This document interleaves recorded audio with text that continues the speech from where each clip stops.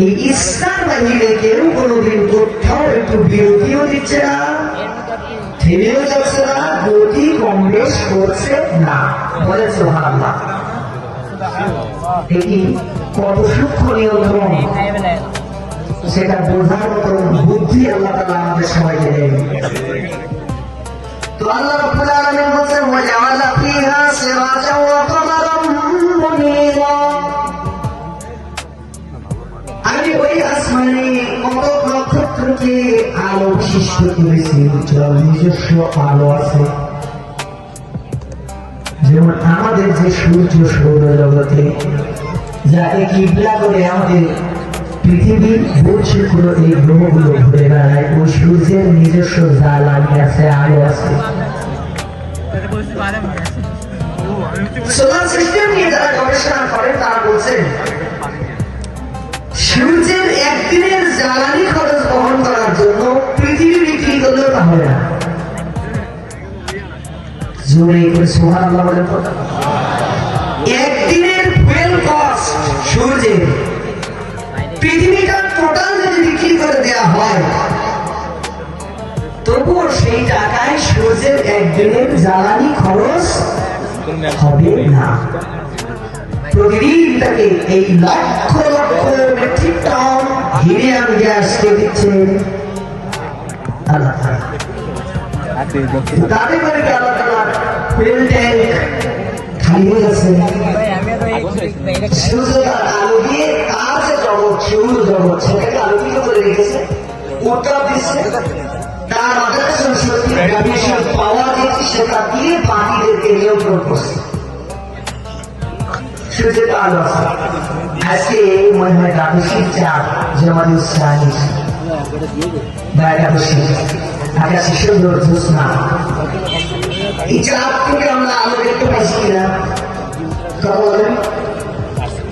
আমরা দেখছি সূর্যের আলো আছে, চাঁদের আলো আছে, কিন্তু আল্লাহ তাআলা বলছে, বিজ্ঞান বলছে যে না, চাঁদের কোনো নিজস্ব আলো নেই।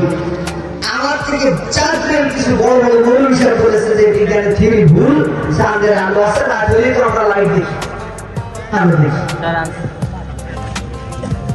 কথা বুঝতে পেরেছেন? আমার তো ছোট হুজুররা বলে না, বড় বড় হুজুররা।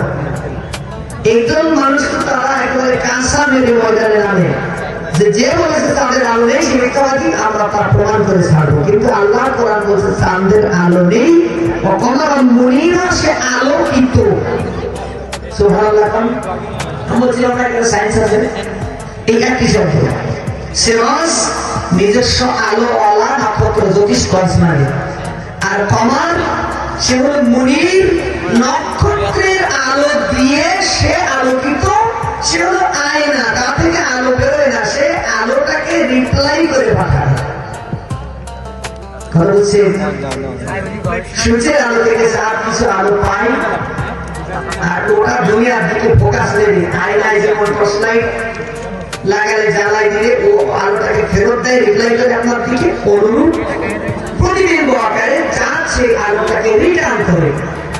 এই আলোটা আমরা দিয়ে পাঠাইনি, আল্লাহ তাআলা সূর্য থেকে ওর কাছে কিছু ফোকাস করে দিচ্ছে বিপরীত দিকে, না তাহলে বান্দারা একেবারে ঘুরঘুরে অন্ধকারে বিপদে পড়ে যাবে। এই জন্য চাঁদ থেকে কিছু স্নিগ্ধ আলো সূর্য থেকে নিয়ে ট্রান্সফার করে চাঁদের মাধ্যমে আমাদেরকে দিচ্ছে।